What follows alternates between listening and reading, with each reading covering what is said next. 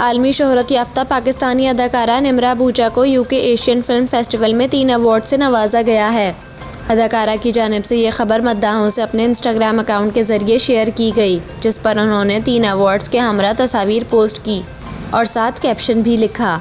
अपनी पोस्ट में निम्रा बूचा ने यूके एशियन फिल्म फेस्टिवल का शुक्रिया अदा किया है कि उन्होंने अदाकारा की सलाहियतों को पहचाना और इन्हें इन एजाज़ात से नवाजा। उन्होंने लिखा कि ये एक गैर हकीकी कैफियत है जिस पर मैं शुक्रगुजार हूँ।